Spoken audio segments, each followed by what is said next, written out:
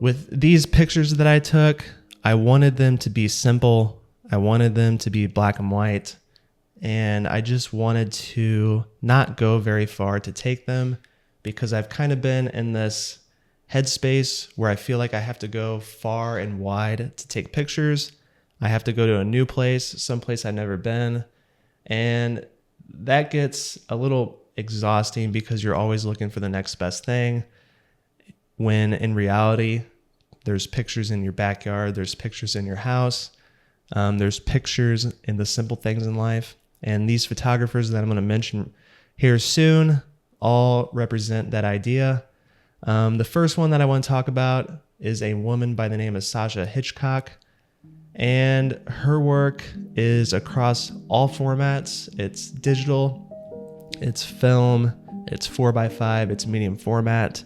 And all these photographers are going to be on Nowhere Diary. And if you don't follow them, it's a wonderful page curated by a guy named Kim. And he does a wonderful job finding big and little photographers all over the world. But he's been on a black and white kick recently, which I really enjoy because I've really been trying to improve my black and white.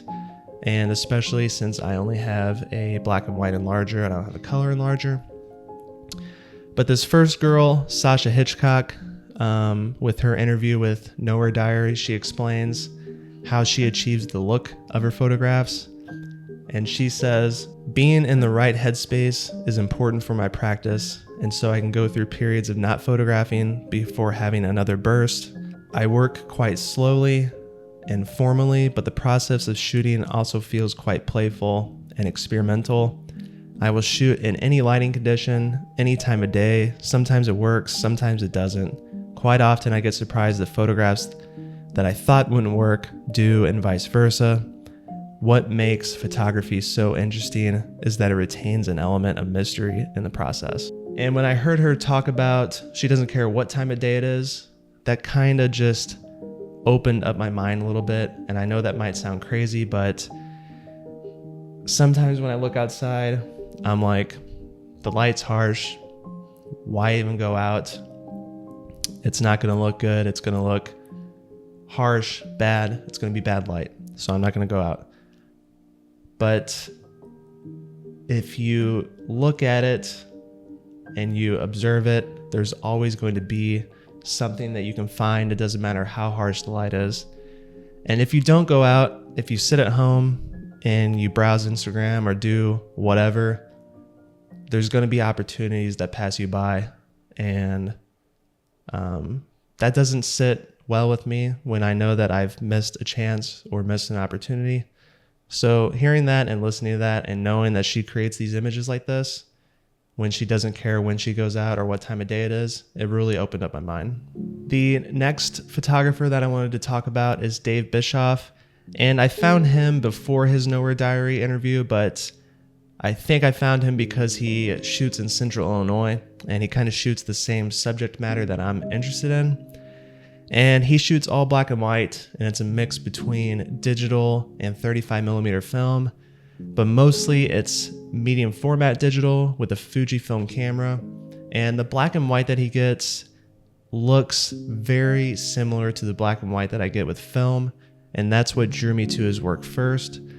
But then when you look at the subject matter and the simplicity of his compositions, but also the things that you notice when you look a little bit closer, that really intrigued me.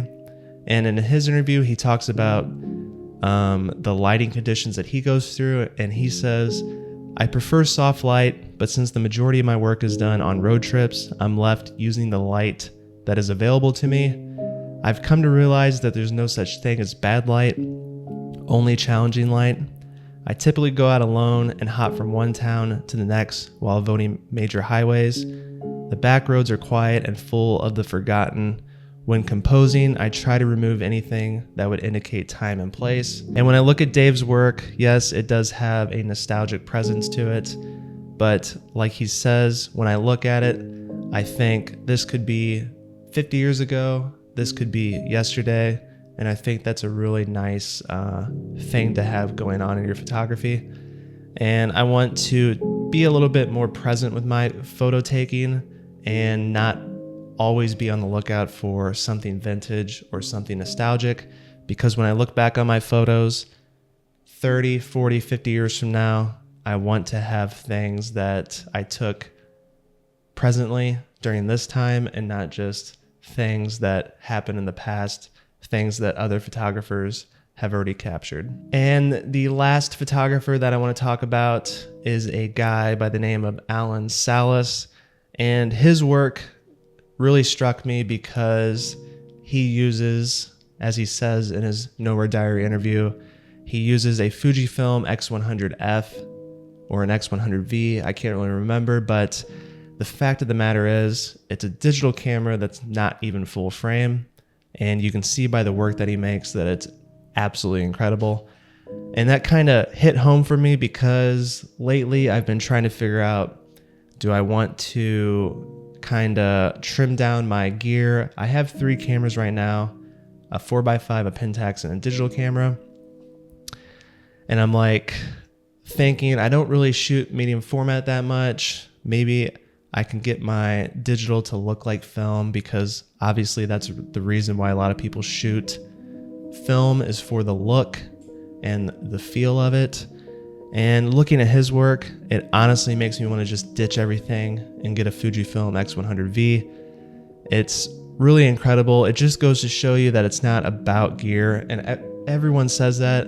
It's all over YouTube. It's becoming a parody now. And when you look at work like this, though, you can truly see that it's about the person behind the camera. It's about the light. It's about the subject. It's about the compositions. It's truly not about what format you're using. And I don't know what the future is going to hold for what cameras I have, but right now I am really trying to get my digital to look more like film, specifically black and white. And it's a hard process because there's a lot of things that go into it, but if I can get my digital to look even remotely close to black and white film, I think that I would very easily drop medium format, because I've felt like lately it's been a hindrance to just have 3 cameras to try to decide what I want to shoot. And I think that would help me out in the long run. And looking at his work, it's truly amazing that he uses such a small not even full frame camera. I hope you guys enjoyed everything. Hope you guys enjoyed the printing. I have prints on my website if you want to check those out. Darkroom prints, original, handmade, one of one, just like an NFT, but you can hold it.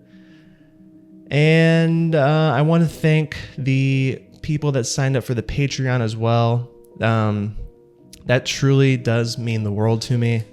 It helps out so much because everyone knows how you can get with the YouTube algorithm, making videos specifically for that to get a bigger reach.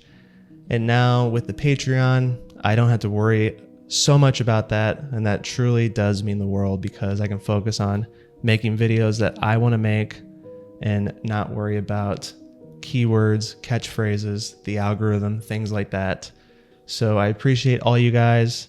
I am working on a little part of my website to recognize everyone that has donated and become a patron. So look forward to seeing that. But hope you guys are staying healthy out there.